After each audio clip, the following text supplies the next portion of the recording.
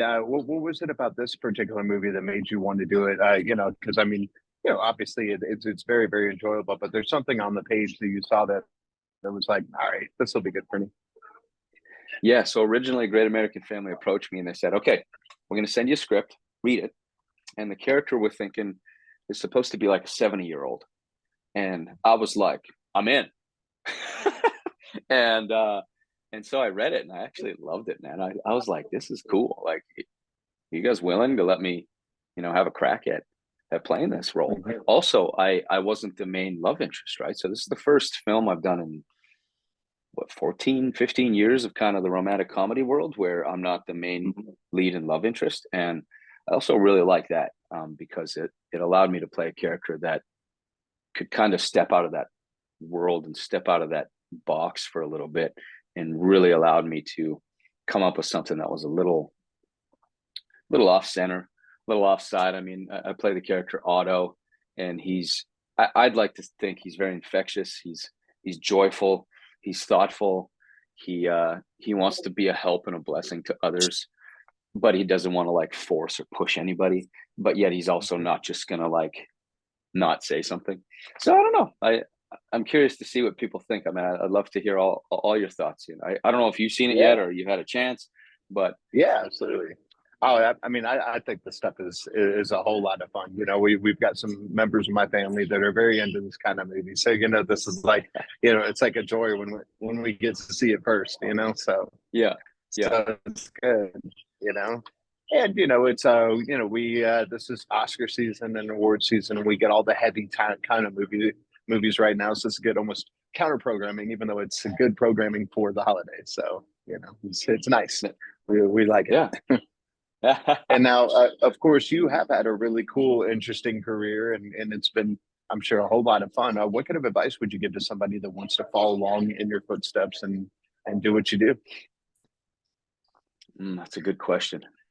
You're trying to boil down. I think I'm just coming into 24 years of Mhm. doing this, so I feel like I still have so much more to learn. And yet I'm so grateful for what I've been able to learn. And so, man, if I can give advice to anybody, I really love telling stories, and it's one of the best things I've ever done. And it's one of the most difficult things I've ever done. So it's like you need to grow a thick skin, and yet you need to not let that thick skin harden your heart. You still need to allow your heart to be sort of soft and malleable. You need to be able to let life hit you. You got to feel the hurts. You got to laugh the laughs. You got to cry the cries, and try not to bottle that up. Just live it. Just experience it. And I think one of the best things that I'm still attempting to do is to give to others. And so, how do I serve my wife? How do I serve my kids? How do I serve my community? How do I help strangers? And no, I don't get it right. Trust me. Ask my family. I mess up all the time.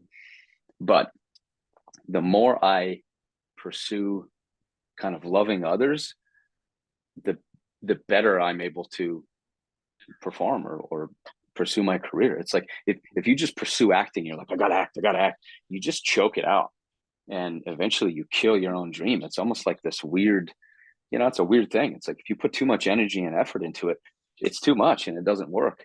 So funny enough, you need to almost not pay attention to it in order to really pay attention to it. If that makes any sense.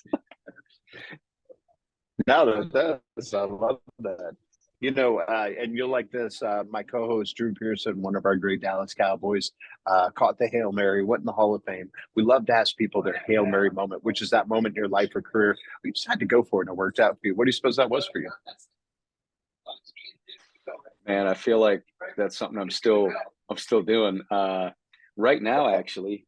So I'm a partner at Third Coast Film, based out of Nashville, Tennessee, and we're a film development company, and we're just getting our feet under us. And so we have a few picture deals that we're just closing. And one of our first projects out of the gate, we're about to go into pre-production on it, and it's a Christmas comedy that I wrote, and I'm going to act in it, and I'll be directing it. And so that's a bit of a Hail Mary, and I'm really there's a lot of great people coming alongside me, and they believe in me and I believe in them. And so this is a bit of that kind of Rocky Balboa moment, right? Maybe it's a little bit of that that Matt Damon and Ben Affleck moment when you're like, we just got to do this. Yep. And so, Yeah. yeah, I'm in it right now. Like we're looking at locations. We're starting to talk about casting.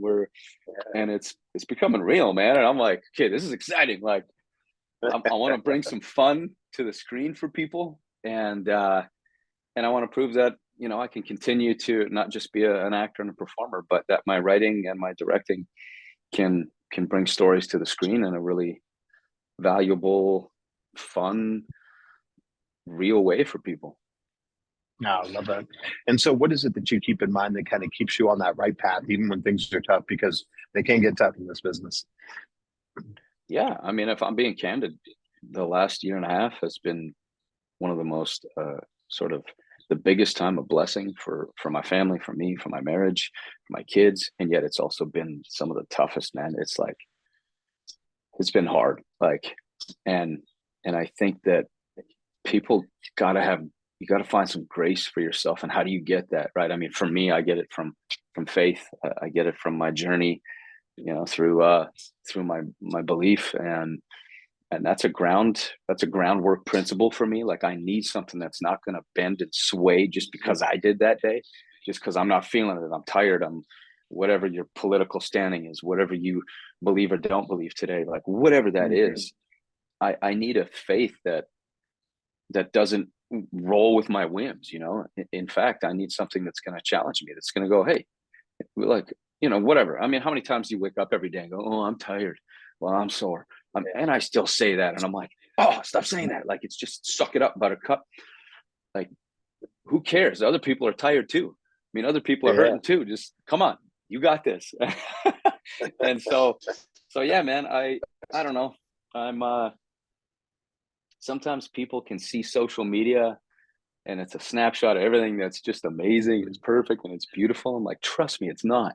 It's hard, it's challenging, it's tough. And that's some of the best stuff you can be in, because I guarantee you, if you don't give up and you keep going, you will come out of the other side of that storm going, oh man, I made it. Like, are you kidding me? I made that.